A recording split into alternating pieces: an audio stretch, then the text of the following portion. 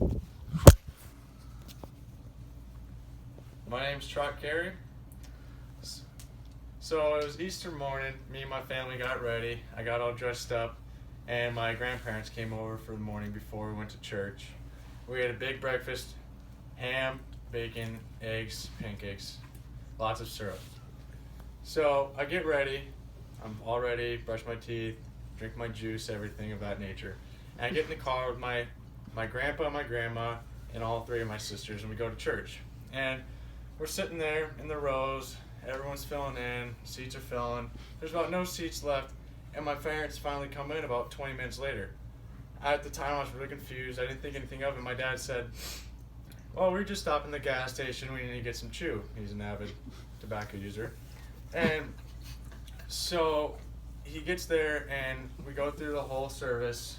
Pastor John gives his speech and whatnot.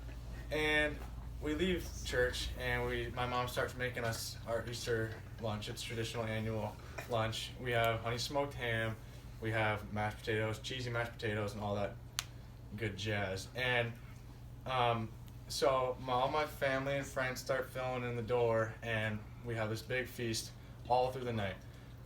Around 6 p.m., everyone starts to leave after we play our game called Left, Right, Center. That's a good game. You roll the dice, and long story. And everyone starts leaving, and once the last person leaves, my grandpa, my family sits me and all my sisters down. We're sitting there, and my dad says, "Son, your dog died this morning." And I said, "Really? How'd he die?" He replied with, she's an old dog. It happens." And I said, "Okay, I understand." I was really sad, but I did understand. I was only 8. It was about 10 years ago. I was only 8. And the dog wore diapers, all that, and couldn't see, couldn't hear. It was always walking into walls, could barely walk. When it did walk, it was running into walls. And I was just devastated for 10 years straight, or 9 years straight. I eventually got over it after about 2 months of crying every night, going into my mom's room, telling her how sad I was. And I even missed 2 weeks of school because I was so sad. We ended up burying it in my backyard. We put her down, or we buried it in a shoebox, and we had a ceremony with balloons and everything. And we let the balloons go. So about 9 years later, when I was 17 years old, I was talking to my friend. Her name was Hannah. And we were just talking, and we were just having some fun. We were just talking about baseball. We were talking about football. We were talking about everything of that nature. She said, "So how's your dog?"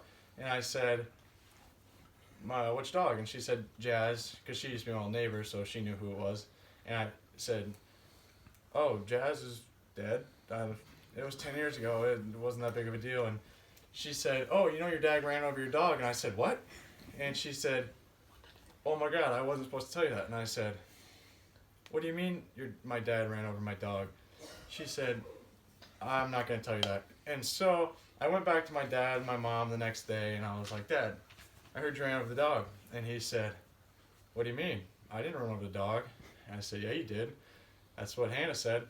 And he said, "No." And he pointed at my mom. And I said, "Mom, I heard you ran over my dog." And she said, "Okay, I ran over the dog, but you cannot tell the girls." 10 years later, the girls, as in my sisters, still do not know.